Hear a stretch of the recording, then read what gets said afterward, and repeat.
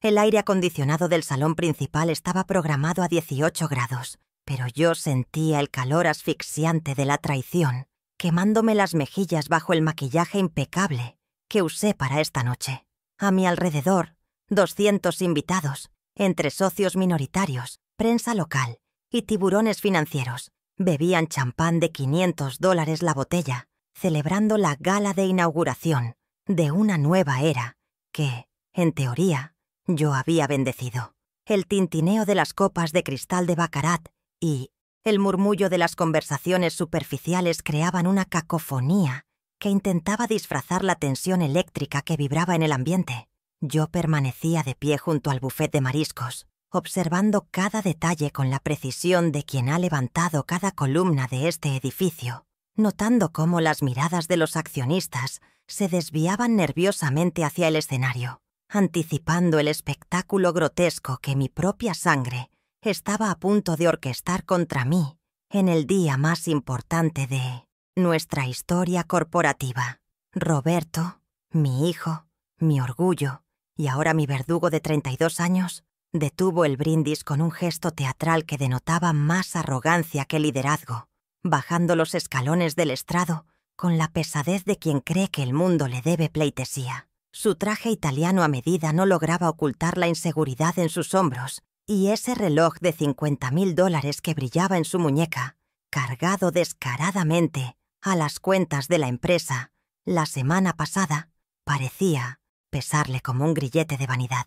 Caminó hacia mí partiendo la multitud como si fuera un rey medieval, ignorando que el suelo que pisaba fue pagado con mis noches de insomnio y mis joyas familiares. La música de fondo se detuvo abruptamente, dejando un silencio denso y pegajoso, mientras él se plantaba frente a mí, invadiendo mi espacio personal con un olor a colonia cara y ambición desmedida. Sin titubear, extendió la mano hacia la solapa de mi saco de seda blanca y, con un movimiento brusco y humillante, arrancó el gafete de plástico que decía «Fundadora». El sonido del imperdible rasgando ligeramente la tela fina resonó en mis oídos más fuerte que cualquier grito, un microestallido de violencia que congeló la sala entera.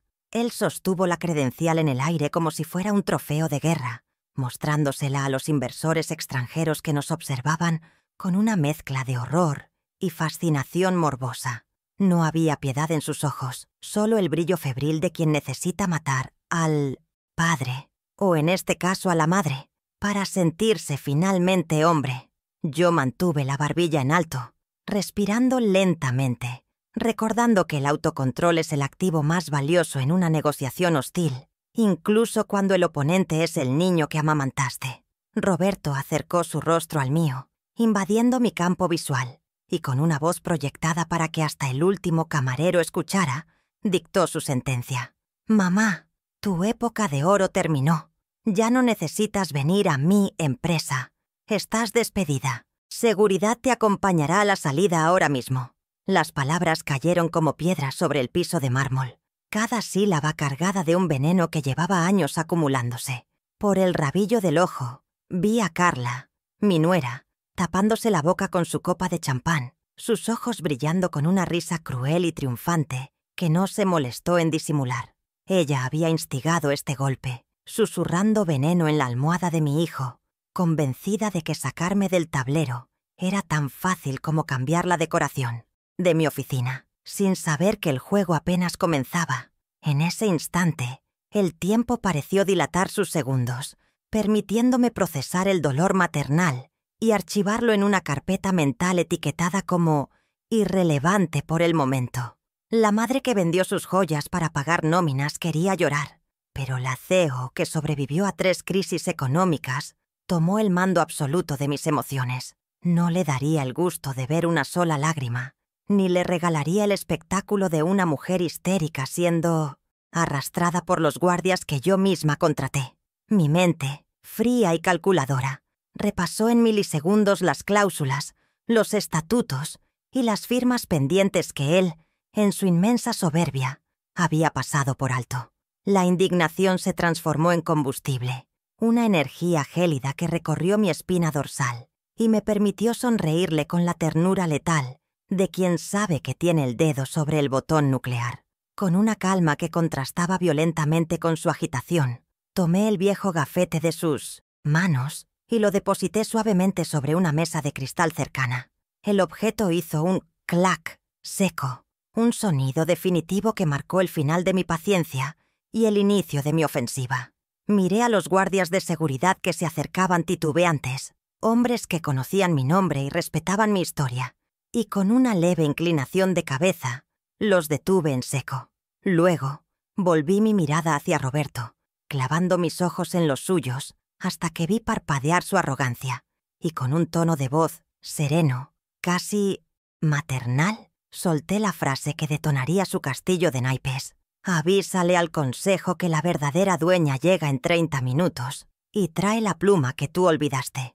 El murmullo de los accionistas estalló como un enjambre de abejas furiosas a nuestras espaldas, una mezcla de confusión y pánico financiero que Roberto no supo interpretar de inmediato. Él frunció el ceño, confundido por mi falta de resistencia, mientras yo giraba sobre mis talones con la elegancia de quien cierra un trato millonario, dándole la espalda a él y a su farsa de inauguración. No necesitaba ver su reacción para saber que la duda acababa de sembrarse en su mente. La semilla del miedo ya estaba plantada.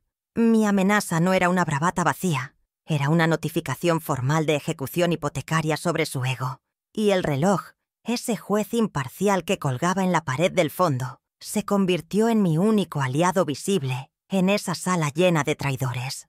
Caminé hacia la salida principal con paso firme, sintiendo las miradas de 200 personas clavadas en mi nuca, evaluando si era una anciana delirante o una amenaza real. Al pasar junto al gran reloj de pared estilo Art Deco que adornaba la entrada, verifiqué la hora. Las 19:30 exactos. El tiempo corría en mi contra, pero también en contra de la fusión fraudulenta que planeaban firmar a las 8 en punto. 30 minutos. Eso era todo lo que tenía para desmontar una conspiración que llevaba meses gestándose.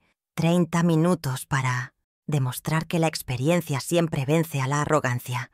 Y 30 minutos para salvar el legado de una vida entera de las garras de la incompetencia, vestida de Armani. Llegué al pasillo exterior, donde el ruido de la fiesta se amortiguaba, pero en lugar de dirigirme a la puerta giratoria que daba a la calle y a la derrota, giré a la izquierda hacia los ascensores de servicio.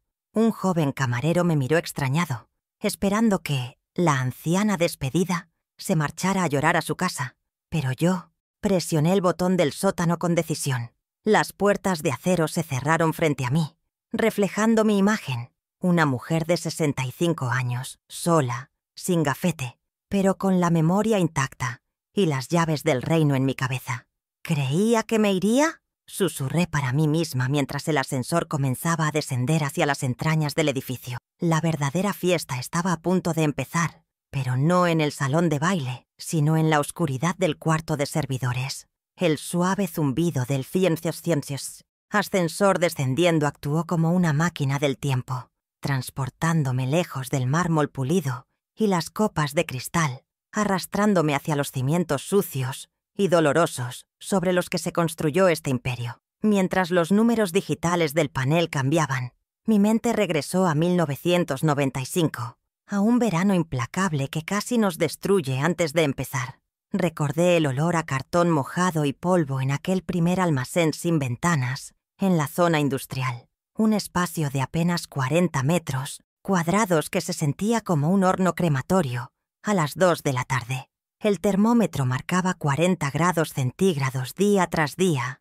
y el sudor me empapaba la ropa barata mientras yo cargaba cajas de inventario que pesaban más que mi propio cuerpo, luchando contra la fatiga y la desesperación de un negocio que nadie creía que sobreviviría al primer trimestre. En una esquina de ese infierno de concreto, protegido por un ventilador oscilante que apenas movía el aire caliente, dormía Roberto. Tenía apenas 2 años y su cuna era una caja de cartón reforzada con mantas viejas porque no me alcanzaba para una guardería decente y no tenía a nadie más en el mundo. Lo miraba dormir entre factura y factura, prometiéndole en silencio que ese calor sofocante y esa precariedad serían temporales, que mamá estaba construyendo un castillo para que él nunca tuviera que sudar como yo. Esa promesa se convirtió en mi religión, una obsesión que me llevó a trabajar turnos de 18 horas, 7 días a la semana, ignorando mi propia salud y juventud para asegurarme de que la caja de cartón fuera solo una anécdota y no un destino permanente. 6 años después, en 2001, la promesa fue puesta a prueba de nuevo cuando la economía nacional se desplomó y los créditos se congelaron de la noche a la mañana. Tenía una nómina de 12 empleados que dependían de mí para alimentar a sus familias y la cuenta de la empresa estaba en números rojos sangrantes. Recuerdo la vergüenza ardiente al entrar en la casa de empeño del centro, sacando de mi bolso el estuche de terciopelo azul desgastado que contenía las joyas de mi abuela, la única herencia tangible que poseía. Eran piezas victorianas, hermosas y cargadas de historia, pero en ese momento solo eran capital de trabajo. El tasador, un hombre con ojos de buitre, me ofreció $15,000 en efectivo, una fracción de su valor real, pero suficiente para cubrir los sueldos de ese mes crítico. Firmé el recibo de venta con una mano temblorosa, pero firme, sintiendo cómo se desgarraba una parte de mi identidad al ver cómo esas esmeraldas desaparecían en una caja fuerte ajena. Salí de allí con el dinero en un sobre manila, caminando bajo la lluvia sin paraguas, llorando no por las joyas perdidas, sino por el alivio de saber que mis empleados no perderían sus casas. Roberto nunca supo que sus juguetes de esa Navidad y los salarios de la gente que hoy lo aplaudía en la gala fueron pagados con el legado de su bisabuela. Él creció creyendo que el dinero fluía de los grifos, mientras yo tapaba las fugas con trozos de mi propia alma, protegiéndolo de la dura realidad de la supervivencia empresarial para que él pudiera jugar a ser un príncipe heredero. El sacrificio escaló en magnitud a medida que él crecía. Ya no eran cajas de cartón ni joyas antiguas, sino el techo mismo bajo el que dormíamos. Cuando Roberto insistió en estudiar su MBA en Londres, argumentando que necesitaba visión global para dirigir la compañía, no dudé en hipotecar nuestra casa familiar. No una, sino 3 veces sucesivas, firmé documentos que ponían en riesgo mi único refugio para financiar una matrícula y una vida de estudiante que costaban $80,000 anuales. Mientras él esquiaba en los Alpes suizos con sus compañeros de clase en los recesos semestrales y cenaba en restaurantes con estrellas Michelin, yo cenaba sándwiches de atún en mi escritorio, revisando balances hasta la madrugada para asegurarme de que el banco no ejecutara la garantía. Durante esos 2 años en Londres, me convertí en una experta en la gestión de la escasez personal para financiar la abundancia ajena. Postergué reformas urgentes en la casa, conduje el mismo coche con el motor fallando durante 1 década y dejé de comprarme ropa nueva. Todo para que las transferencias internacionales llegaran puntuales a su cuenta en libras esterlinas. Cada cheque que enviaba llevaba implícito un mensaje de amor incondicional, pero también una inversión ciega en su futuro, creyendo ingenuamente que él regresaría con el conocimiento y la gratitud necesarios para llevar la empresa al siguiente nivel. Nunca imaginé que estaba financiando el afilado de la guillotina que usaría contra mí, pagando $80,000 al año para que aprendiera a despreciarme con términos corporativos sofisticados. Cuando regresó, el cambio fue sutil al principio, como una grieta casi invisible en un vaso de cristal. Empezó con comentarios condescendientes en las juntas directivas, llamándome anticuada frente a los nuevos gerentes que él había contratado. «Mamá, el mercado ha cambiado. Tu intuición ya no es una métrica válida», me decía con esa sonrisa indulgente que se reserva para los niños y los ancianos seniles. Yo tragaba mi orgullo, pensando que era el ímpetu de la juventud, esa arrogancia necesaria para innovar. Pero las microagresiones se acumularon. Me excluía de las cadenas de correos importantes, programaba reuniones a horas en las que sabía que yo tenía citas médicas y empezó a cuestionar mis decisiones frente a los proveedores que llevaban 20 años trabajando conmigo. Luego llegó Carla, la arquitecta de mi destierro final, con su ambición afilada y su gusto por el minimalismo estéril. Un lunes llegué a mi oficina para encontrar que mis muebles de caoba, testigos de 3 décadas de batallas ganadas, habían sido reemplazados por escritorios de vidrio y sillas ergonómicas de diseño escandinavo. Necesitábamos proyectar modernidad. «Elena», dijo ella sin mirarme a los ojos, mientras ordenaba tirar mis archivos físicos a la basura. No me preguntaron, solo ejecutaron, invadiendo mi santuario y borrando las huellas de mi esfuerzo. Mi oficina, que alguna vez olió a café y trabajo duro, ahora olía a desinfectante y frialdad corporativa, un presagio del vacío que planeaban crear alrededor de mi figura. El aislamiento se volvió financiero y sistemático durante el último año fiscal. De repente, los reportes mensuales de flujo de caja dejaron de llegar a mi escritorio. Cuando pedía explicaciones al director financiero, un hombre leal a Roberto, me daban excusas vagas sobre migraciones de sistema o nuevos protocolos de confidencialidad. Me estaban dejando ciega en mi propia casa, cortando el acceso a la información vital para que no pudiera ver la hemorragia de capital que financiaba sus estilos de vida. Me trataban como a una figura decorativa, una reliquia venerable que debía ser exhibida en las fotos anuales, pero mantenida lejos de los libros contables, subestimando gravemente mi capacidad para leer el silencio entre las cifras. Yo sabía que algo estaba podrido, pero el amor de madre es una venda poderosa que a menudo elegimos no quitarnos hasta que es demasiado tarde. Justifiqué sus gastos excesivos, ignoré las señales de alerta y permití que mi autoridad fuera erosionada gramo a gramo, pensando que al ceder, poder estaba empoderando a mi hijo. ¡Qué error tan costoso! Había criado a un tiburón y lo había soltado en mi propio estanque, alimentándolo con mi sacrificio, hasta que fue lo suficientemente grande para devorarme. La humillación pública de hoy no fue un evento espontáneo. Fue la culminación de años de preparación, el golpe final de una estrategia diseñada para arrebatarme todo lo que construí, desde aquella caja de cartón en el almacén. El ascensor se detuvo con una sacudida suave y las puertas se abrieron al sótano, revelando un pasillo de concreto mal iluminado, muy diferente al lujo de los pisos superiores. El aire aquí abajo era frío y zumbaba con el sonido de los ventiladores de los servidores, el corazón eléctrico de la empresa que Roberto creía controlar. No había alfombras rojas ni champán, solo cables, polvo y la verdad cruda de los datos. Di un paso fuera del ascensor, dejando atrás los recuerdos de sacrificios pasados para concentrarme en la guerra presente. Ya no era la madre abnegada que vendía joyas, ahora era la accionista mayoritaria que venía a cobrar una deuda impagable. Al final del pasillo, bajo la luz parpadeante de un tubo fluorescente, vi una figura familiar esperándome.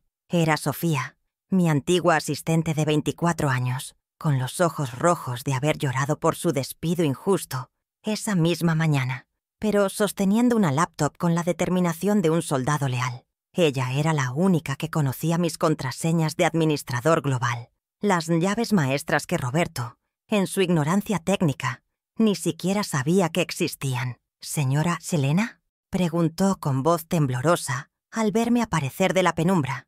Le sonreí, no con dulzura, sino con la complicidad de un general que encuentra a su mejor teniente en el campo de batalla. «Seca esas lágrimas, querida», le dije mientras avanzaba hacia ella. «Tenemos exactamente 20 minutos para demostrarles quién paga realmente la luz en este edificio».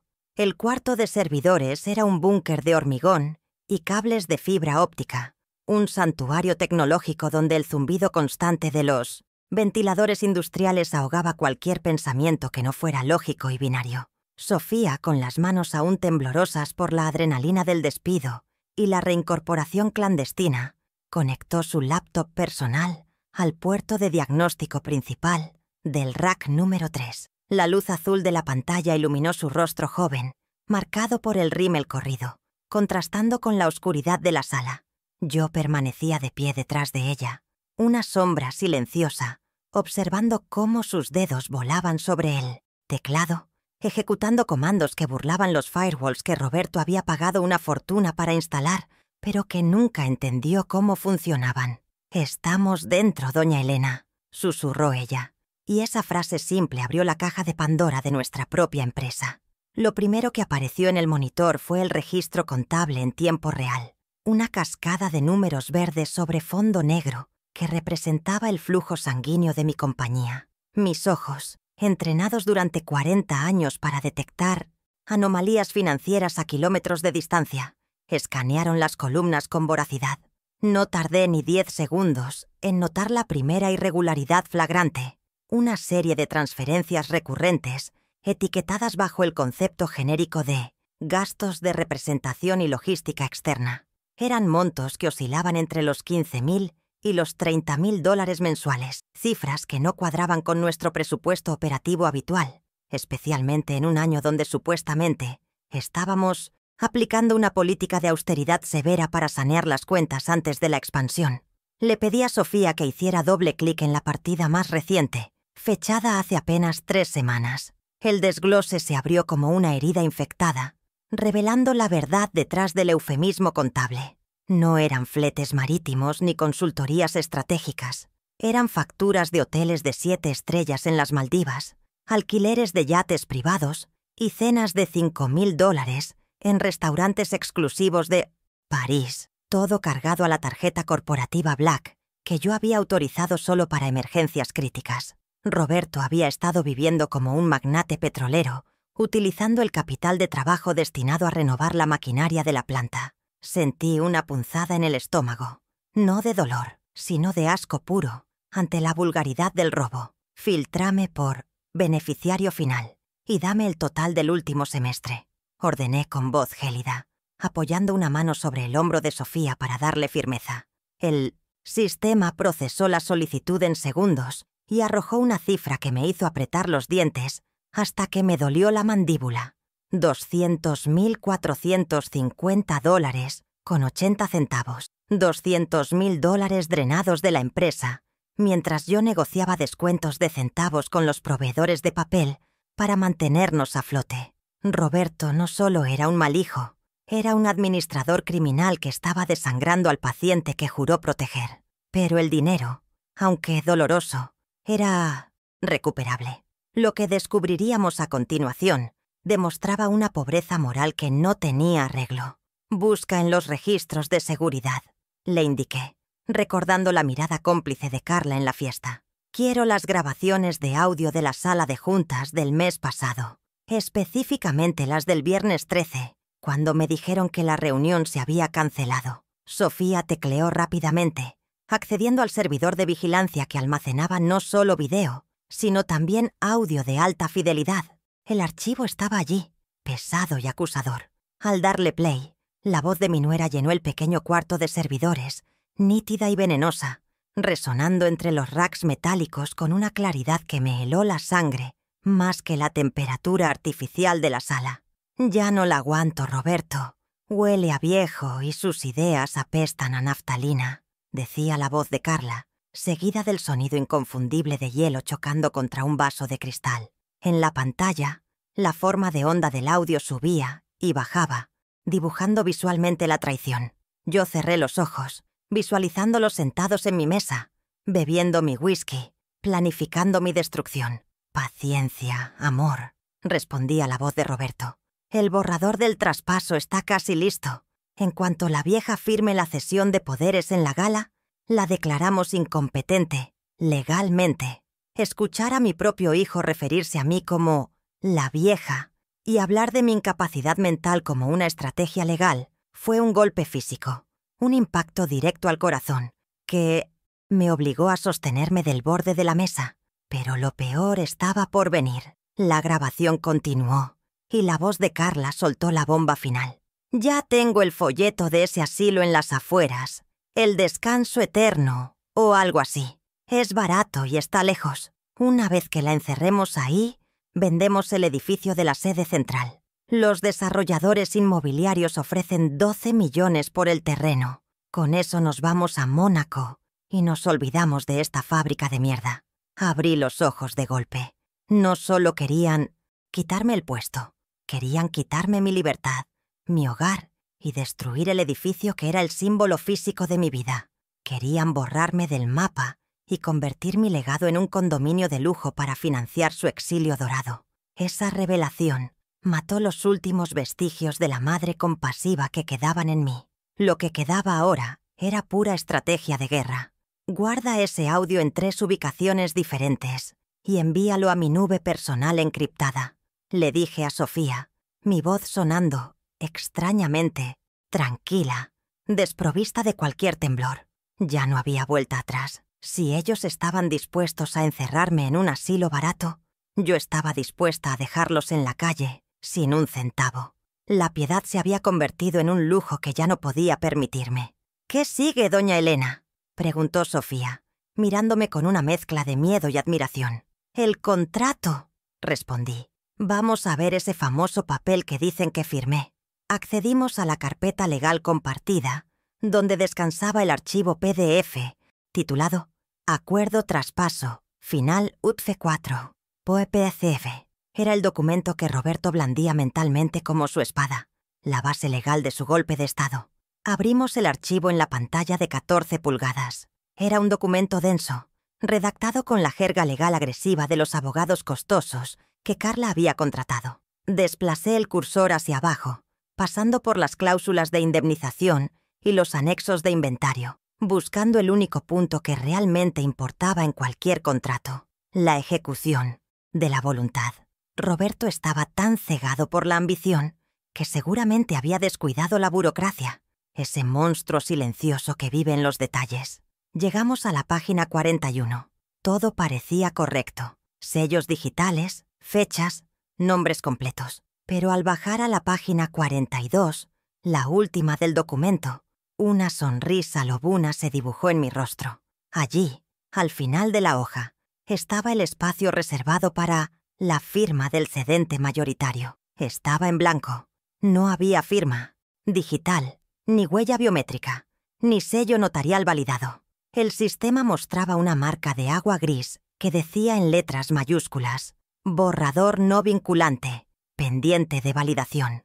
Roberto había organizado la fiesta, invitado a la prensa y anunciado su ascenso basándose en un borrador que yo nunca había llegado a formalizar legalmente. Él cree que la firma protocolaria de esta noche es solo un show para las fotos, murmuré, señalando la pantalla con un dedo acusador. ¿No sabe que, legalmente, sin esta firma previa ante notario, él sigue siendo un simple empleado con un título rimbombante? La estupidez de su soberbia era monumental. Había asumido que mi firma era un trámite automático, una formalidad que podía forzar con presión social y champán, pero olvidó la regla número 1 que le enseñé cuando era niño. Nunca cuentes el dinero antes de cerrar el trato. Él estaba sentado en la silla del CEO, pero el trono seguía siendo mío. Sin embargo, necesitaba algo más, contundente, una bala de plata que no solo detuviera el traspaso, sino que lo anulara retroactivamente y para siempre. «Busca los estatutos fundacionales de 1990», ordené. «La versión escaneada del libro original, la que tiene las hojas amarillentas». Sofía navegó hacia los archivos históricos, esos que nadie consultaba nunca porque parecían reliquias del pasado. Cuando el archivo se abrió, vi la caligrafía de mi difunto esposo y mi firma joven, llena de esperanza. Busqué frenéticamente la cláusula 9, el botón de pánico, que habíamos redactado 3 décadas atrás para protegernos de socios hostiles, sin imaginar que el socio hostil sería nuestro propio hijo. Ahí estaba, clara como el agua. Cláusula 9. Derechos de veto y control. Independientemente de la asignación de cargos ejecutivos, cualquier decisión que implique la venta de activos superiores a $10.000, fusiones o cambios estructurales, requiere la aprobación explícita y por escrito del titular del 51% de las acciones con derecho a voto. Leí la frase en voz alta, saboreando cada palabra. Roberto podía tener el título de CEO, podía tener la oficina y el reloj caro, pero yo tenía el 51% de las acciones. Él solo poseía un 10% que le regalé al graduarse, y el resto estaba disperso entre minoritarios que siempre votaban conmigo. La implicación era devastadora para sus planes. La fusión con los inversores extranjeros que planeaba firmar en 15 minutos era legalmente imposible sin mi consentimiento. Si él firmaba ese contrato, estaría cometiendo fraude corporativo a escala internacional, un delito que conllevaba pena de cárcel inmediata. Tenía en mis manos la evidencia de que él no tenía autoridad para vender ni un clip de papel, mucho menos el 40% de la compañía. «Imprime esto, Sofía», dije, sintiendo cómo el poder regresaba a mis manos, tangible y pesado. «Imprime el estado de cuenta de los viajes. Imprime la transcripción del audio donde planean encerrarme. Imprime la página 42 vacía. Y, sobre todo, imprime esta cláusula en tamaño grande». Sofía conectó la impresora láser portátil que siempre guardábamos en el servidor para emergencias. El zumbido de la máquina escupiendo hojas calientes fue la mejor música que había escuchado en años. Cada papel que salía era un clavo en el ataúd de la carrera de Roberto. Teníamos las pruebas del robo, los viajes, la prueba de la conspiración, el audio, la prueba de la invalidez de Mitch-Snar, su cargo, el contrato sin firma, y la prueba de mi poder absoluto, los estatutos, 4 documentos, 4 estocadas mortales que convertirían su noche de gloria en una ejecución pública. Miré mi reloj de pulsera. Habían pasado 18 minutos. Nos quedaban 12 minutos para subir y detener la firma. «Doña Elena, ¿qué hacemos si seguridad no nos deja entrar?», preguntó Sofía, apilando los documentos en una carpeta roja de «Auditoría urgente». La miré y me acomodé el saco, alisando las arrugas invisibles con dignidad. «No vamos a pedir permiso para entrar, querida.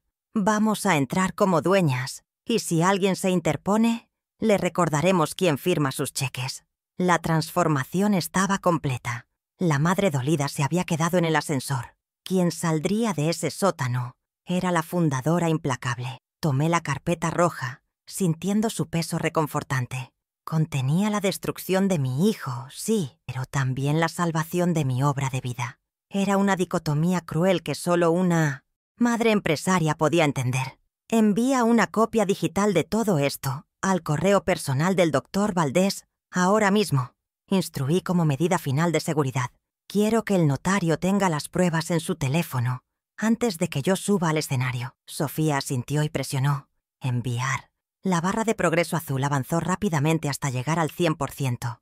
«Enviado», confirmó. El escenario estaba listo. Arriba, Roberto estaría sonriendo, sosteniendo su pluma de oro, creyendo que había ganado. Abajo, en la oscuridad, yo cargaba la munición que lo haría pedazos. Me acerqué a la puerta del cuarto de servidores y puse la mano en el pomo frío de metal. «¿Lista para ver caer un imperio falso?», le pregunté a Sofía. Ella respiró hondo y asintió, con una nueva chispa de valentía en los ojos. Abrí la puerta y el ruido lejano de la fiesta se filtró por el hueco del ascensor, llamándonos a la batalla. Caminamos hacia el ascensor de servicio con paso rápido pero controlado. Cada metro que avanzábamos me alejaba más de la víctima y me acercaba más al verdugo. Mi corazón latía con fuerza, no por miedo, sino por la anticipación de la justicia. Iba a doler, claro que iba a doler.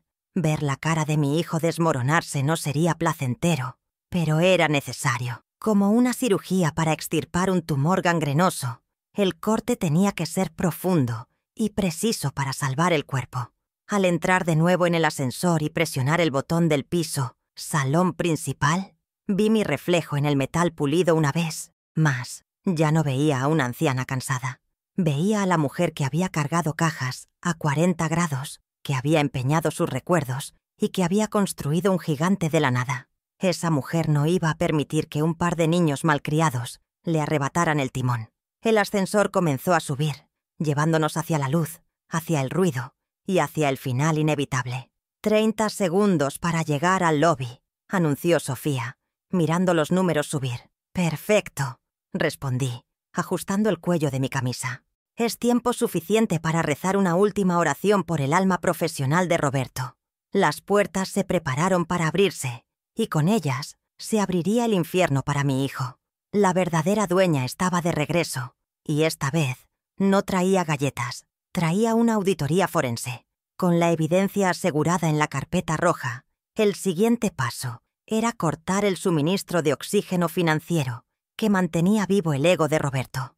Permanecí en el cuarto de servidores, utilizando la terminal maestra, no solo para observar, sino para ejecutar una asfixia monetaria controlada. Sofía abrió la interfaz de administración bancaria corporativa, un sistema al que Roberto solo tenía acceso como usuario autorizado, pero del cual yo seguía siendo la administradora raíz, la superusuario, invisible que él olvidó revocar. Sus ojos se abrieron con asombro al ver el saldo disponible en la cuenta operativa principal. Quedaban menos de $50.000 líquidos. El resto había sido transferido esa misma mañana a una cuenta puente en las Islas Caimán, una maniobra torpe y apresurada, típica de quien cree que la impunidad es eterna. «Inicia el protocolo de bloqueo de seguridad nivel 5», ordené, mi voz resonando con la frialdad del acero quirúrgico. «Congela todas las cuentas, incluidas las tarjetas de crédito corporativas y las líneas de sobregiro. Quiero que si Roberto intenta comprar un chicle en la máquina expendedora, la transacción sea rechazada por fondos insuficientes». Sofía tecleó el código de emergencia, una secuencia alfanumérica que yo había memorizado el día que fundé la empresa, diseñada para detener fraudes externos, no internos. En la pantalla, los indicadores de estado de las cuentas cambiaron de verde, activo, a un rojo parpadeante, bloqueado por administración. Arriba en la fiesta, la tarjeta Black en el bolsillo de mi hijo acababa de convertirse en un pedazo inútil de plástico negro. Pero bloquear el dinero no era suficiente. Necesitaba asegurarme de que la hemorragia se detuviera legalmente ante los ojos de terceros. Redacté un correo electrónico masivo dirigido a todos los miembros de la junta directiva que estaban bebiendo champán en el piso de arriba. El asunto era simple y alarmante. Notificación de irregularidad administrativa. Acción inmediata requerida. En el cuerpo del mensaje, adjunté el resumen de los gastos personales de Roberto y la cláusula de los estatutos, sin más explicaciones. No quería un escándalo todavía, solo quería sembrar la duda. Imaginé los teléfonos vibrando simultáneamente en los bolsillos de los trajes caros de los consejeros, interrumpiendo sus risas y obligándolos a mirarse unos a otros con sospecha, preguntándose qué estaba pasando realmente bajo la superficie de la gala. «El correo ha sido entregado a los 12 miembros del consejo», confirmó Sofía, mirando el registro de salida del servidor de correo. «Tasa de apertura del 100%. En menos de 30 segundos», sonreí para mis adentros.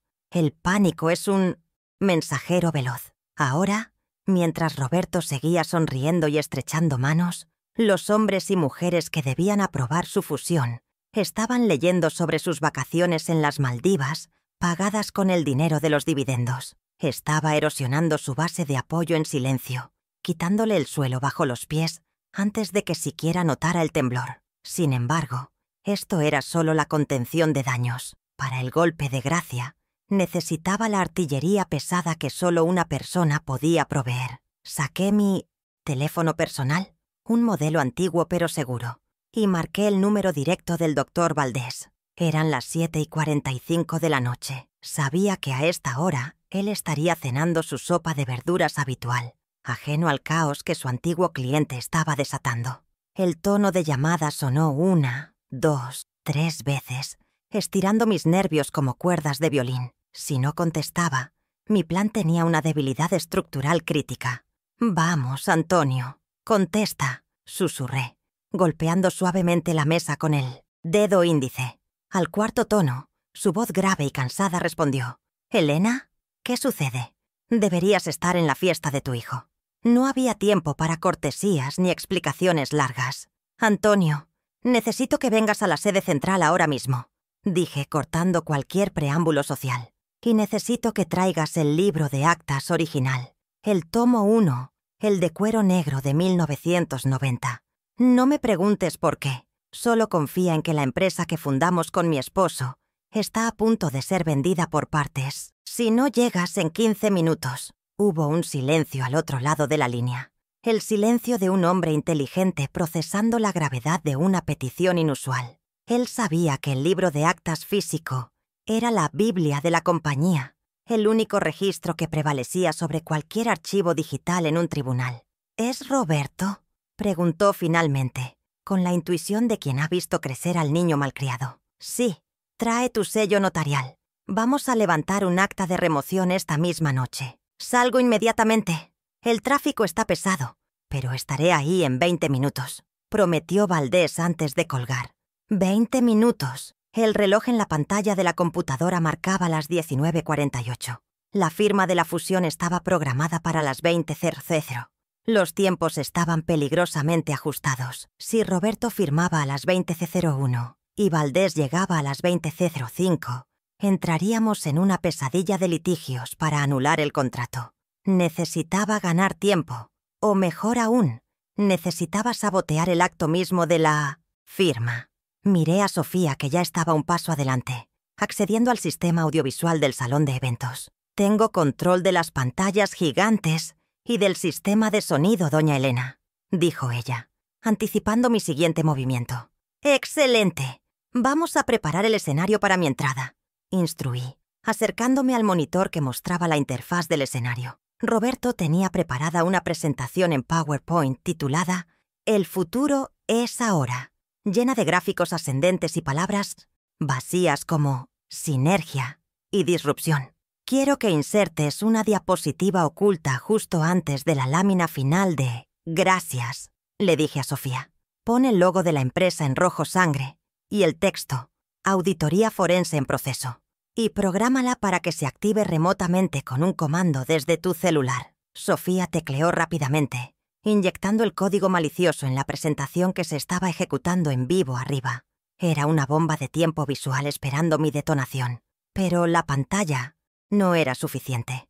Necesitaba controlar la herramienta de la traición, la tablet de firmas. En estas fusiones modernas, ya no se usaba papel y pluma para el acto protocolario frente a la prensa, sino una tablet de alta gama conectada a una plataforma de validación jurídica en la nube. Accede a la configuración de la tablet que está en el atril, ordené. Cambia los permisos de usuario. Cuando Roberto ponga su huella digital para autorizar la firma, quiero que el sistema le pida una clave de autorización de socio mayoritario. Sofía sonrió, entendiendo la humillación técnica que estábamos diseñando. ¡Hecho! He vinculado la solicitud de clave a su huella. En cuanto toque la pantalla, le pedirá un código que solo usted tiene. Ahora teníamos el dinero bloqueado, la junta alertada, el notario en camino y la tecnología saboteada. Sin embargo, un estratega nunca confía ciegamente en la tecnología. Siempre debe haber una verificación visual. Ponme la cámara 3, la que enfoca el área. VIP, pedí. La imagen granulada apareció en el monitor secundario. Vi a Roberto riendo con un grupo de inversores asiáticos, levantando su copa vacía para pedir otra, sin saber que su crédito estaba muerto. Vi a Carla susurrándole algo al oído, probablemente calculando cuánto tardarían en comprar el yate. La ignorancia de su felicidad me provocó una náusea profunda. Estaban celebrando mi funeral, mientras yo cavaba sus tumbas desde el sótano. De repente vi movimiento en la mesa del consejo. Uno de los directores, el señor Méndez, un hombre serio que siempre había respetado mi gestión, miraba su teléfono con el ceño fruncido. Le pasó el celular al director de al lado, señalando la pantalla. El susurro comenzó a extenderse como una mancha de aceite. Mi correo electrónico estaba surtiendo efecto. Las miradas de admiración hacia Roberto comenzaban a transformarse en miradas de duda escéptica. El ambiente en el salón estaba cambiando sutilmente. La tensión subía por las piernas de los invitados como agua helada. Roberto, en su burbuja de narcisismo, aún no lo notaba. Pero la atmósfera ya no era de celebración, era de incertidumbre. «Faltan 8 minutos para las 8», anunció Sofía, su voz rompiendo mi concentración. «El doctor Valdés me acaba de enviar su ubicación en tiempo real. Está a 5 cuadras. Pero el tráfico está detenido por el ballet parking de la fiesta», maldije en voz baja. La ironía era cruel. El éxito de la convocatoria de Roberto estaba impidiendo la llegada de Mio Cientiotrsva, su verdugo. «Dile que se baje del auto y camine, que entre por la puerta de servicio. Yo dejaré instruido al guardia de la entrada trasera», ordené. No podíamos permitir que un embotellamiento arruinara el plan. Cada segundo era un recurso no renovable que se nos escapaba de las manos. «Doña Elena, el sistema de la tablet está reportando un intento de acceso». alertó Sofía. Alguien está probando el dispositivo antes de la ceremonia. Mi corazón dio un vuelco. Si descubrían el bloqueo ahora, llamarían a soporte técnico y podrían reiniciar el sistema manualmente, borrando mi trampa. «¡Déjalos entrar!», grité casi en un susurro. «Simula un error de conexión temporal. No les muestres el mensaje de autorización requerida todavía. Que crean que es el Wi-Fi». Sofía manipuló el tráfico de red, creando una latencia artificial. En la pantalla de la cámara, vi a un técnico golpear la tablet, frustrado, y luego hacer un gesto de «OK» a Roberto. Creyeron que era una falla menor. Mordieron el anzuelo. Respiré hondo, tratando de bajar mi ritmo cardíaco. La adrenalina era útil, pero el exceso nublaba el juicio. Me obligué a repasar mentalmente la lista de verificación una vez más. Pruebas impresas, lista, finanzas, congeladas, notario, corriendo por la calle, tablet, preparada, pantallas, hackeadas. Todo estaba en su lugar excepto yo. Yo seguía escondida en el sótano como una fugitiva en mi propio reino.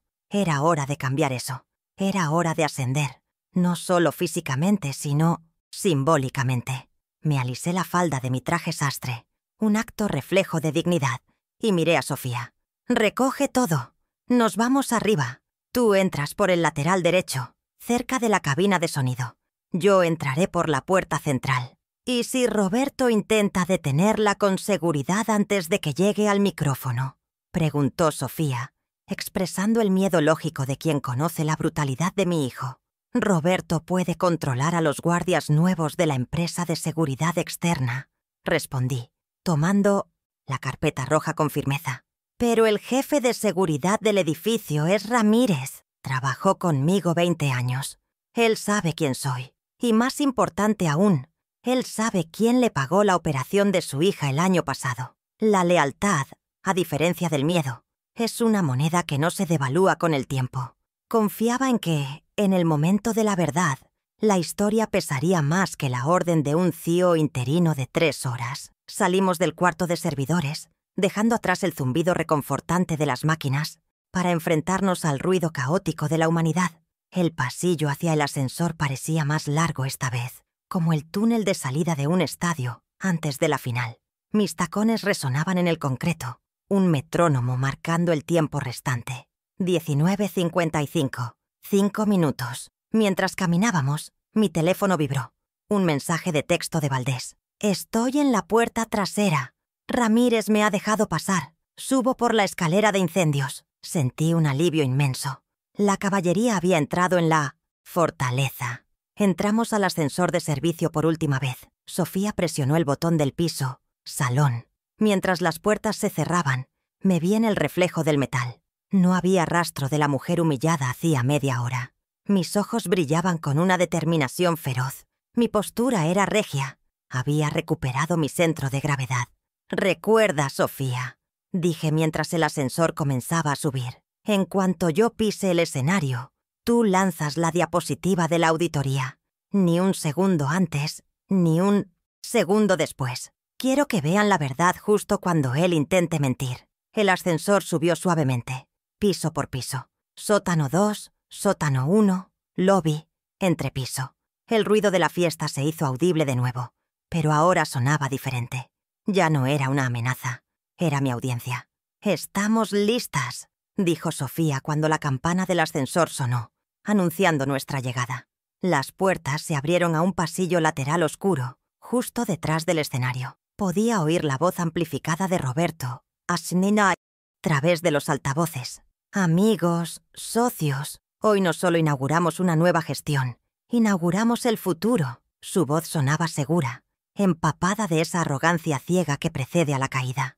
Me coloqué en las sombras del backstage, observando su perfil iluminado por los reflectores. Estaba solo en el escenario, el rey de la nada. A su derecha, la pantalla gigante mostraba su rostro sonriente. A su izquierda, la tablet de la traición esperaba su huella. Miré mi reloj. 19:58. 2 minutos para las 8. Vi a Valdés aparecer discretamente por el lado opuesto, con el libro de actas bajo el brazo, asintiéndome con la cabeza. Estábamos en posición. La pinza se estaba cerrando. Roberto continuó su discurso. Muchos dudaron de nuestra capacidad para renovarnos. Algunos incluso dijeron que éramos una empresa del pasado. Hubo risas corteses de los aduladores. Apreté la carpeta roja hasta que mis nudillos se pusieron blancos. Pero hoy, con la firma de esta fusión internacional, demostraremos que el pasado ya no importa. Esa fue mi señal interna. El pasado estaba a punto de entrar por la puerta y enseñarle que sin raíces, el árbol se cae con el primer viento. Tomé aire, llenando mis pulmones con el oxígeno frío del aire acondicionado. Visualicé cada paso que daría. No correría, no gritaría. Caminaría con la calma de una tormenta inevitable. Espera mi señal visual para cortar su micrófono. Le susurré a Sofía, que se deslizaba hacia la cabina de sonido. Ella me hizo un gesto de «ok» y desapareció en la oscuridad. Me quedé sola un instante más, escuchando los aplausos anticipados de una sala que creía estar presenciando un triunfo, cuando en realidad estaba a punto de presenciar una lección de humildad. Puse mi mano sobre el pesado cortinaje de terciopelo que me separaba del escenario. Podía sentir la vibración de los bajos de la música dramática que Roberto había elegido para el momento de la firma. Era una música épica, irónicamente apropiada para lo que iba a suceder, aunque no para el protagonista que él imaginaba. Conté mentalmente hacia atrás. 3, 2, 1. Empujé la cortina y di el primer paso hacia la luz cegadora de los reflectores. «Tu tiempo se acabó, hijo», pensé, y con esa certeza absoluta, irrumpí en su fantasía para traerlo de vuelta a mi realidad. Emergí de la penumbra del backstage justo cuando la atmósfera del salón comenzaba a cuajar, transformándose de una celebración efervescente a una inquietud palpable y espesa. Desde mi posición, estratégica detrás de una columna de mármol falso, a 10 metros del escenario, pude ver el efecto dominó de mi correo electrónico. Los 12 miembros del Consejo de Administración, hombres y mujeres acostumbrados a leer balances, con la misma frialdad con la que piden un café, ya no miraban hacia el estrado. Sus rostros estaban iluminados por el brillo azulado de sus teléfonos móviles, leyendo el informe de gastos no autorizados que acababa de aterrizar en sus bandejas de entrada. El murmullo de admiración que había acompañado a Roberto durante la última hora se estaba fracturando, reemplazado por susurros urgentes y miradas de soslayo que se cruzaban como cuchillas en el aire. La semilla de la duda, plantada digitalmente desde el sótano, había germinado en cuestión de segundos, creando una barrera invisible entre el orador y su audiencia más crítica.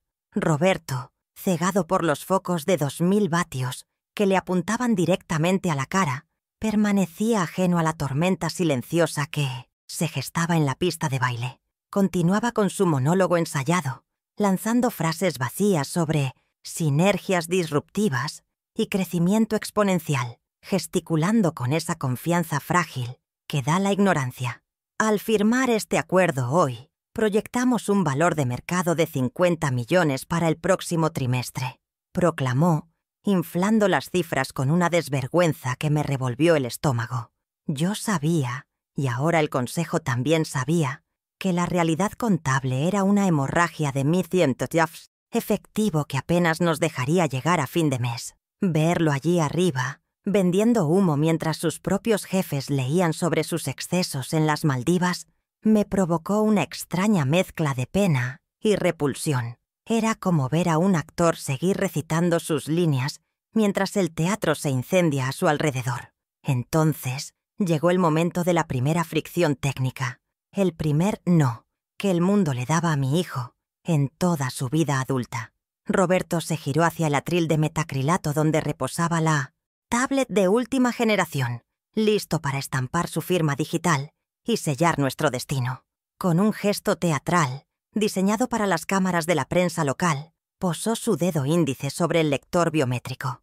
Esperaba el sonido afirmativo del sistema, el destello verde de la validación.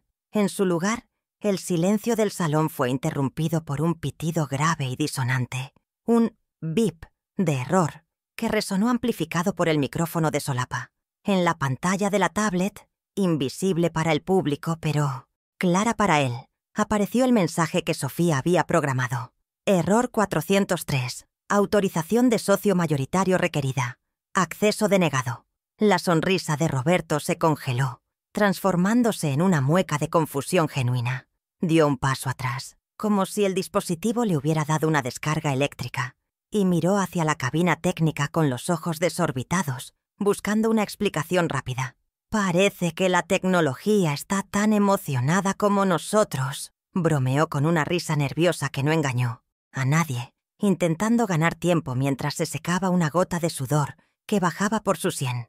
Volvió a presionar el dedo, esta vez con más fuerza, como si la presión física pudiera doblegar al código informático. El resultado fue el mismo, el pitido de rechazo y la pantalla roja parpadeante. La pequeña victoria de verlo luchar contra una máquina que no podía intimidar ni sobornar fue un bálsamo para mi orgullo herido. Por primera vez esa noche, el control no era suyo. Desde la primera fila, Carla, mi nuera, detectó el problema con su instinto de depredadora. Su postura relajada desapareció. Se enderezó en su silla, dejando la copa de champán sobre la mesa con un golpe seco. Sus ojos viajaron del escenario a la mesa del consejo, notando la falta de atención de los directivos, y luego a la cabina de sonido, donde Sofía operaba en las sombras. Carla no sabía exactamente qué estaba pasando, pero sabía que el guión perfecto se estaba rompiendo. La vi sacar su propio teléfono y teclear, frenéticamente, probablemente enviando instrucciones al equipo legal o intentando transferir fondos que ya estaban congelados. Su ansiedad era la confirmación de que el miedo había cambiado de bando. Ya no eran ellos los que reían, eran ellos los que empezaban a calcular las rutas de escape. Roberto, sintiendo que el momento se le escapaba entre los dedos, cometió el error de improvisar, una táctica peligrosa para alguien que nunca había tenido que solucionar un problema real. Bueno, la tecnología falla, pero la voluntad prevalece, dijo, alzando la voz para recuperar la atención de la sala. Hizo una señal imperiosa a su asistente personal, un joven pálido que esperaba en el lateral.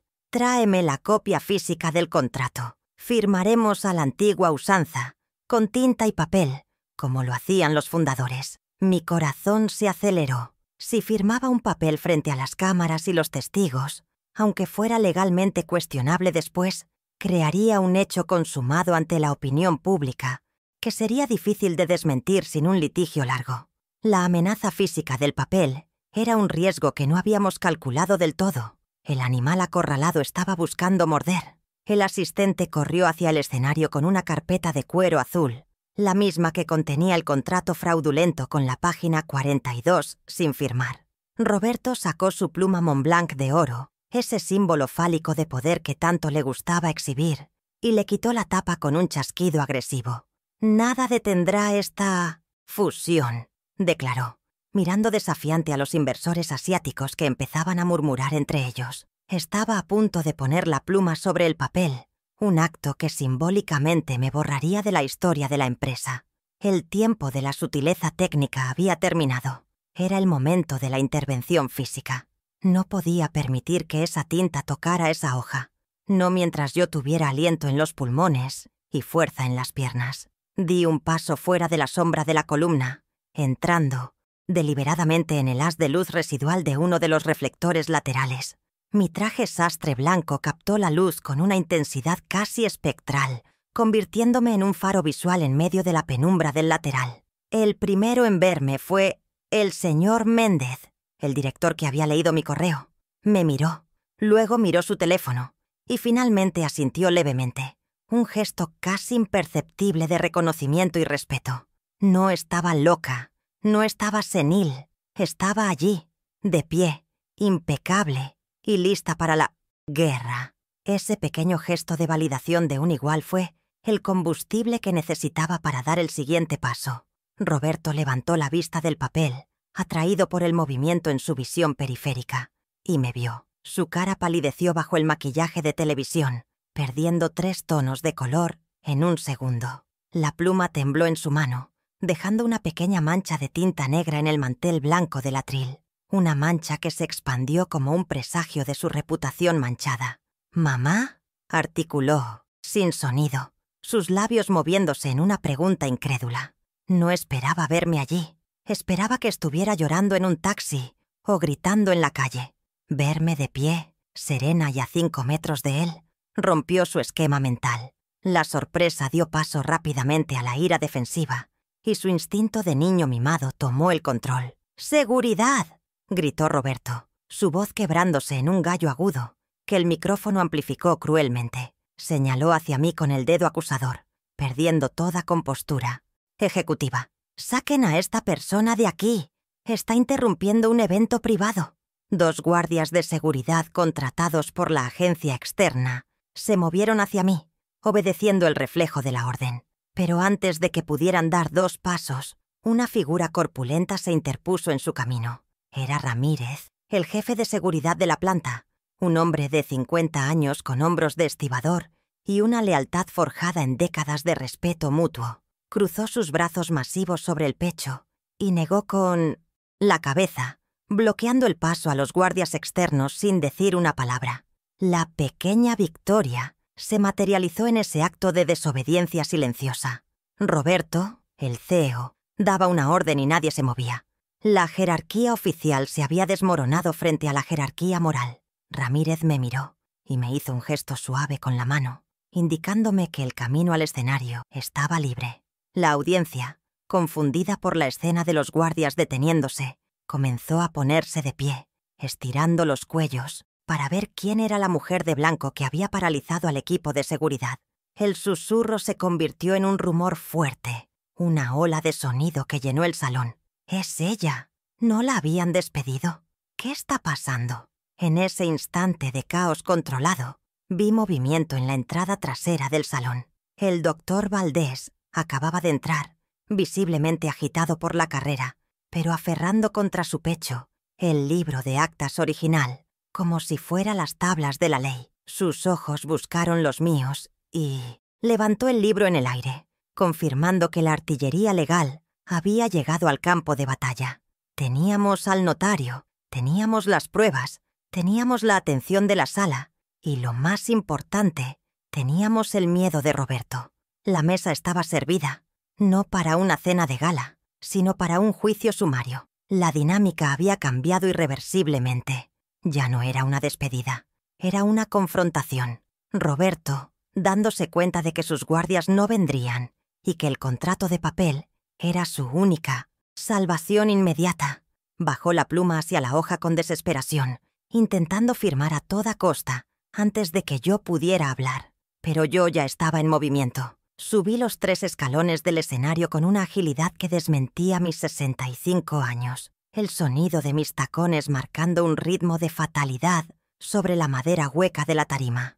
«No te molestes en gastar tinta, Roberto». Proyecté mi voz con una autoridad que no necesitaba micrófono para ser escuchada en las primeras filas. Él levantó la vista, paralizado, con la punta de la pluma a milímetros del papel. El salón entero contuvo el aliento.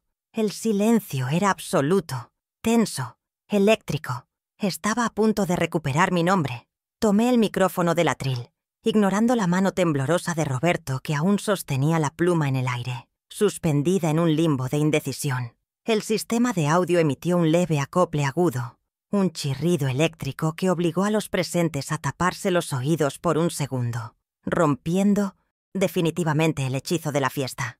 «Perdonen la interrupción técnica», dije con una voz suave pero firme, que llenó cada rincón del salón de 700 metros cuadrados. «Parece que la gala de inauguración se basó en un error de cálculo fundamental. Olvidaron invitar a la dueña». Roberto intentó arrebatarme el micrófono, pero yo di un paso lateral elegante, dejándolo agarrar el aire vacío, una metáfora física de su situación actual. Él se acercó a mí, con el rostro desencajado, susurrando entre dientes para que los inversores no lo oyeran. «¡Estás loca! Bájate ahora mismo, o te juro que te declaro senil mañana a primera hora». Lo miré con una lástima profunda, casi dolorosa. No entendía que ya no había mañana para él en esta compañía. «Hijo, la única locura aquí ha sido confiarte mi chequera», respondí en voz alta, asegurándome de que el micrófono captara cada sílaba. Luego, levanté la vista hacia la cabina de control, donde sabía que Sofía esperaba mi señal. «Sofía, por favor, Muéstrales a nuestros invitados en qué se ha invertido realmente el capital de la fusión. Las pantallas gigantes detrás de nosotros, que hasta ese momento mostraban el logo animado de la nueva marca, parpadearon y cambiaron abruptamente a un rojo alarmante. El título, Auditoría Interna, Gastos no autorizados, apareció en letras blancas de 1 metro de altura. Debajo se desplegó una lista detallada, escaneada directamente de los extractos bancarios que habíamos recuperado del servidor. La sala contuvo el aliento colectivamente. Allí, magnificado para que todos lo vieran, estaba el registro de los $200.450 gastados en los últimos 6 meses. Resort Six Senses Maldivas, 45.000. Alquiler jet privado Ibiza, 32.000. Joyería Cartier París, 18.000. Señores del Consejo. Me dirigí directamente a la mesa donde los directivos miraban la pantalla con la boca abierta, mientras nosotros recortábamos el presupuesto de café para los empleados de planta. El CEO interino estaba cargando sus vacaciones de lujo a la partida de logística. Un murmullo de indignación recorrió la sala. Los inversores extranjeros, hombres de negocios serios que no toleraban el desfalco, comenzaron a guardar sus tablets y a cerrar sus carpetas.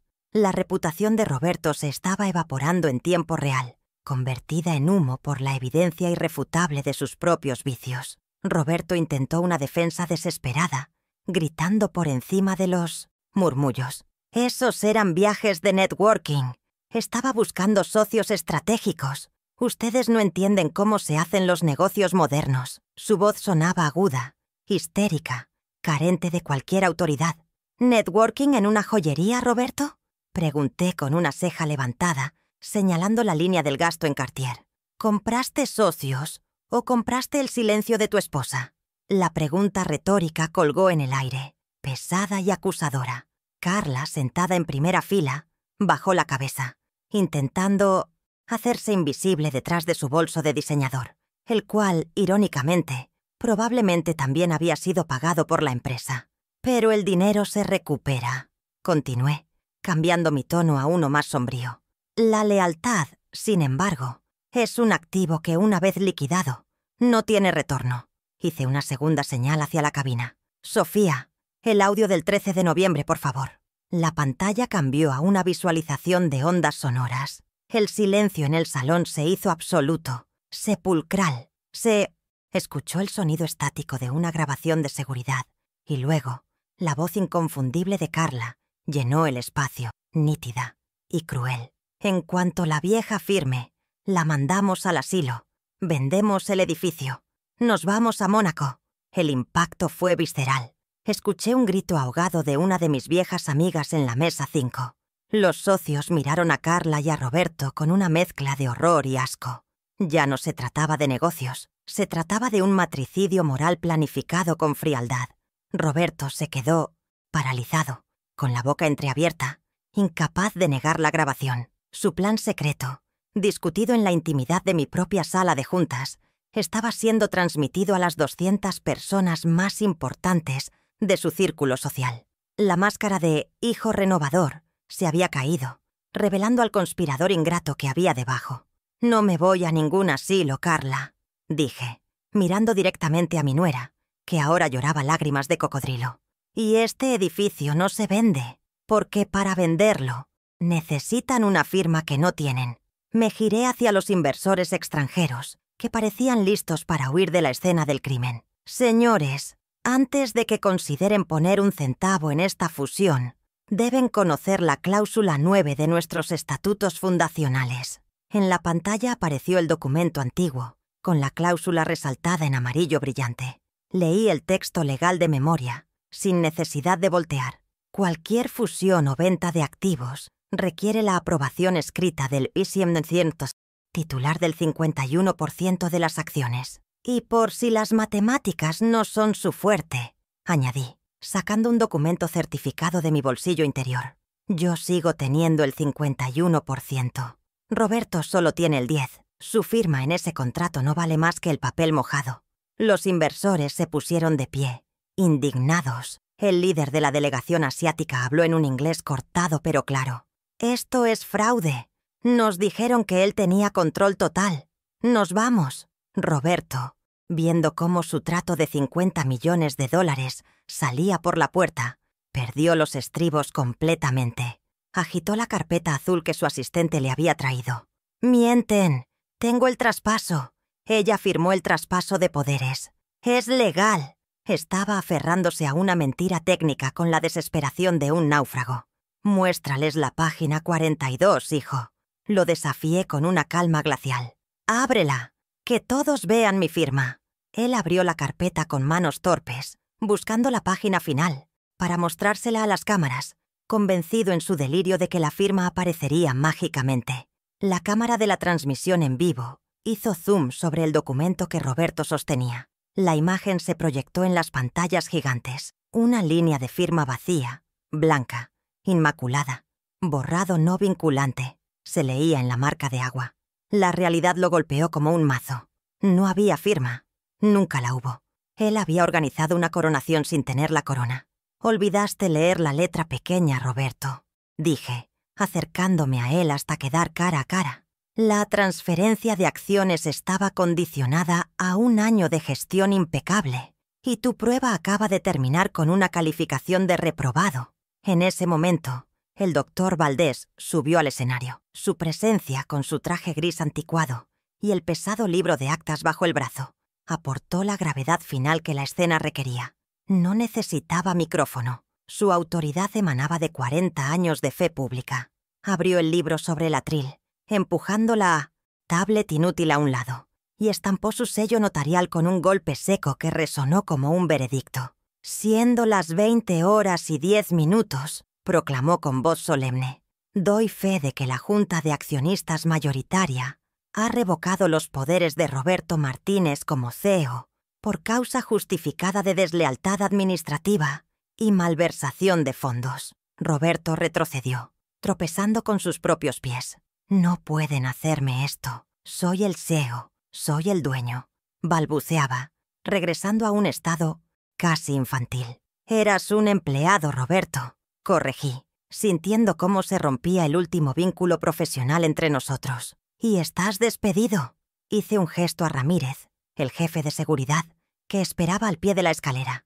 El hombre subió con 2 oficiales más, rodeando a mi hijo no con violencia, sino con una firmeza impenetrable. «Por favor, acompañen al exempleado a la salida», ordené, usando la misma frase que él había usado contra mí 40 minutos antes. La justicia poética de la repetición no pasó desapercibida para la audiencia.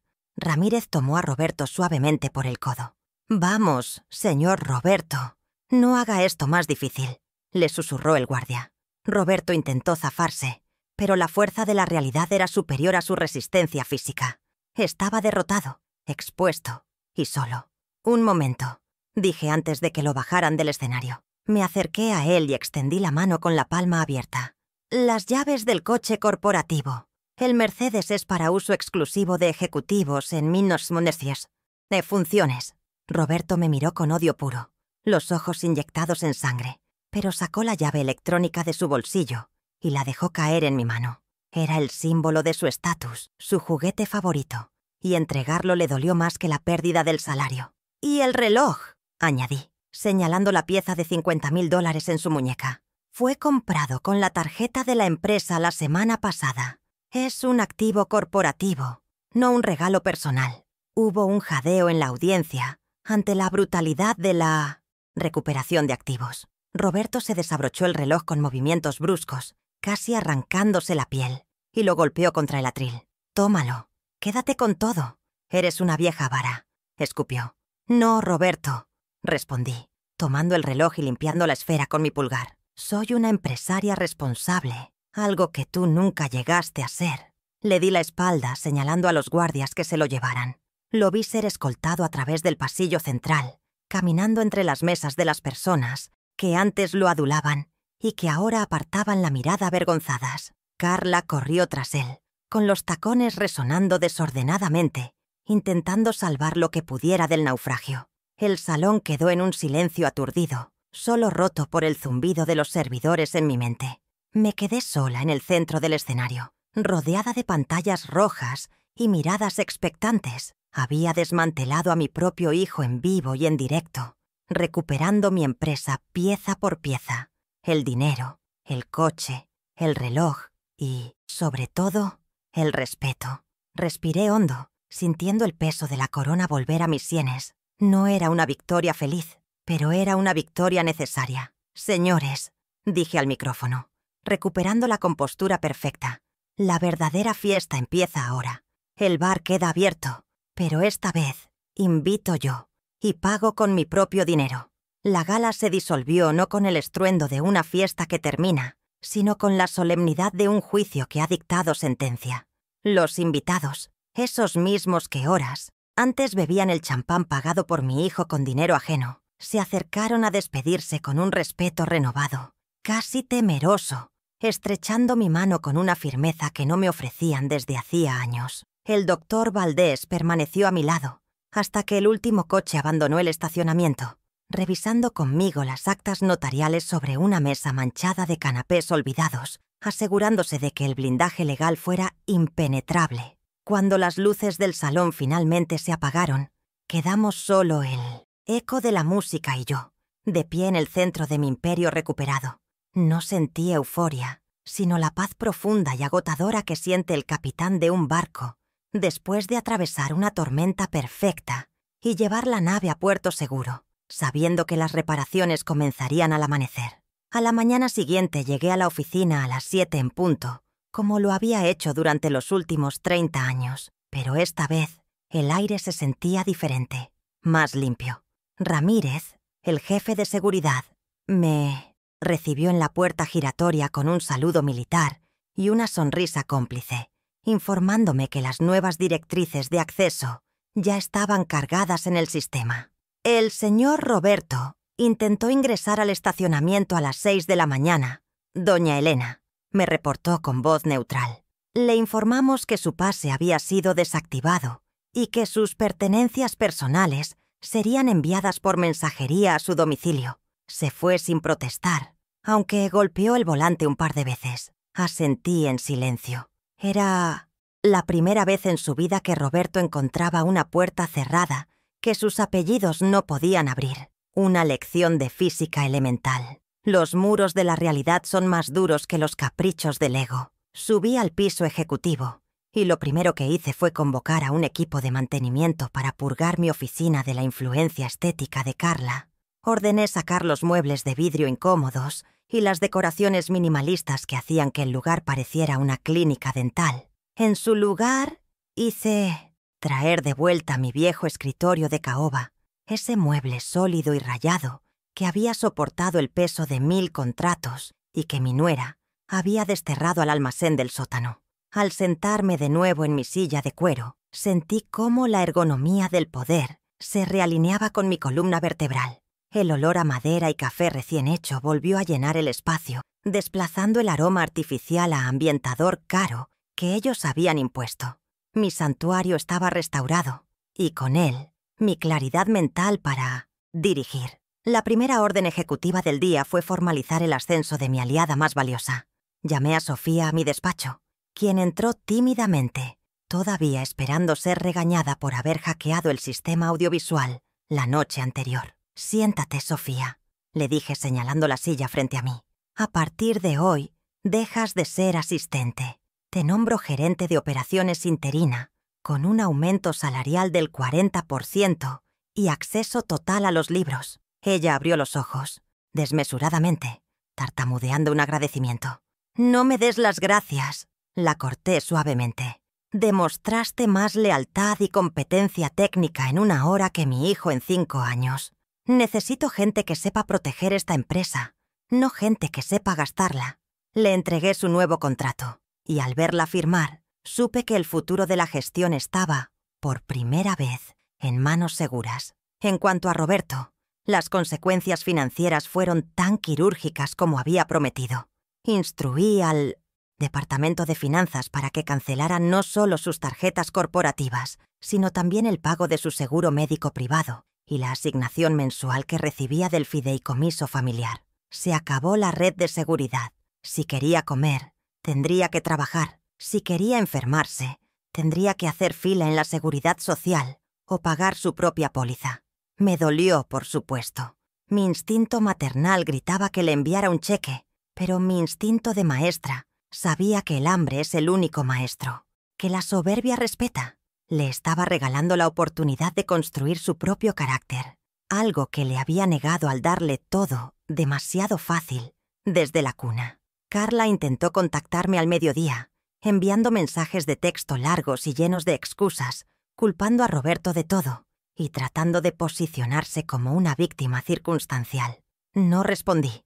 En su lugar, envié una circular a la recepción con su fotografía y una instrucción clara. Persona non grata. Prohibida la entrada al edificio. Y a cualquiera de nuestras filiales bajo pena de denuncia por allanamiento. No había espacio para negociar con quien había planeado encerrarme en un asilo mientras vendía mi techo. Su ambición desmedida le había costado su estatus social y ahora tendría que explicarle a sus amigas del club por qué ya no tenía acceso a los palcos VIP ni a los choferes de la compañía. El silencio administrativo fue mi única respuesta a sus súplicas. A media semana, me reuní con el Consejo de Administración para limpiar los escombros de la fusión fallida. Los directores estaban avergonzados, mirando sus carpetas para evitar mis ojos. No hubo gritos, solo una reestructuración fría y necesaria. Acepté la renuncia de los 2 miembros que habían apoyado más vocalmente a Roberto y nombré a 3 nuevos asesores externos, veteranos de la industria que valoraban la prudencia sobre la velocidad. La próxima vez que alguien les prometa millones fáciles, les dije al cerrar la sesión, recuerden revisar la página 42 del contrato. Asintieron con humildad. La autoridad moral se había restablecido no por miedo, sino por la evidencia incontestable de que mi prudencia había salvado sus inversiones. El viernes por la tarde, recibí un informe informal de un conocido que trabaja en una agencia de reclutamiento. Me contó que Roberto había enviado su currículum para un puesto de gerente junior en una empresa de logística de la competencia. El salario era una fracción de lo que gastaba en una cena y el horario era de 8 a 6. Sonreí al leer el mensaje. No lo habían contratado por su apellido, sino que lo estaban evaluando por sus habilidades reales. Estaba empezando desde abajo, tal como debió haberlo hecho hace una década. No interferí, ni para ayudarlo ni para bloquearlo. Dejé que el mercado laboral fuera su juez, confiando en que la humillación de la entrevista fuera el primer ladrillo de su verdadera reconstrucción personal. La rutina de la empresa volvió a su cauce, pero con una nueva energía. Los empleados, que habían vivido aterrorizados por los despidos caprichosos de Roberto, ahora trabajaban con una tranquilidad productiva, sabiendo que el timón estaba en manos de alguien que conocía sus nombres y valoraba su esfuerzo. Implementé una política de puertas abiertas y restablecí los bonos de productividad que mi hijo había eliminado para pagar sus viajes. El ambiente cambió de un miedo tóxico a una colaboración leal. Caminar por los pasillos ya no era un desfile de silencios incómodos, sino un intercambio de saludos genuinos. Habíamos purgado el veneno del sistema. Sin embargo, la victoria tenía un sabor agridulce en la soledad de mi hogar. Las cenas de domingo, que solían ser ruidosas y llenas de vida, ahora eran silenciosas. Miraba la silla vacía de Roberto y sentía el peso de la ausencia, pero me recordaba a mí misma que esa silla vacía era necesaria. Si lo hubiera perdonado esa noche, si hubiera cedido a sus lágrimas falsas, habría perdido a mi hijo para siempre, convirtiéndolo en un monstruo irrecuperable. Al echarlo, le había dado la posibilidad de volver algún día, no como el niño mimado que exigía herencias, sino como el hombre que se ha ganado su lugar en la mesa. Era una apuesta a largo plazo, la inversión más arriesgada de mi vida. Recuperé mis pequeños rituales, esos que me mantenían conectada con la tierra. Volví a revisar los reportes de calidad personalmente, bajando a la planta para tocar los productos con mis propias manos. Volví a almorzar en la cafetería con los supervisores de turno, escuchando sus problemas reales, lejos de las burbujas de los despachos ejecutivos. La empresa no era una abstracción financiera para mí. Era un organismo vivo compuesto por familias que dependían de mi sensatez. Sentí que me había quitado un disfraz pesado y volvía a ser yo misma, la doña Elena que construía. no la figura decorativa que solo firmaba. Una tarde me encontré mirando el reloj de pared de la entrada, el mismo que había marcado el inicio de mi cuenta regresiva de 30 minutos, aquella noche fatídica. Ahora marcaba las horas con un ritmo tranquilo. Ya no era un enemigo, sino un testigo. Me detuve a pensar en lo frágil que es el poder cuando no se sustenta en el trabajo real. Roberto había tenido el título, el reloj, la oficina y el apellido, pero no tenía la esencia. Había intentado comprar respeto con la tarjeta de crédito de su madre, olvidando que el respeto es la única divisa que no acepta transferencias bancarias. Me senté en mi oficina restaurada, girando mi silla hacia el ventanal que daba a la ciudad iluminada. Tenía una taza de café caliente entre las manos, el vapor subiendo suavemente frente a mi rostro. Todo estaba en silencio, un silencio ordenado y productivo. Sofía estaba en la oficina contigua, cerrando los balances del mes con números negros reales. El edificio estaba seguro. Mi legado estaba protegido. Di un sorbo al café, saboreando la amargura rica y oscura, sintiéndome más fuerte que nunca a mis 65 años. No era el final de mi carrera, era el comienzo de mi etapa más brillante. Miré mi reflejo en el cristal de la ventana, superpuesto a las luces de los rascacielos lejanos, y pensé en la lección final que esta tormenta nos había dejado a todos. Dejé la taza sobre el escritorio de caoba y con una sonrisa serena de quien ha cerrado el negocio más importante de su existencia, pronuncié la frase que resumía todo mi viaje. Construir un imperio toma una vida. Perderlo por soberbia toma solo un segundo. Yo me aseguré de que mi hijo aprendiera esa lección, aunque el precio fuera su herencia.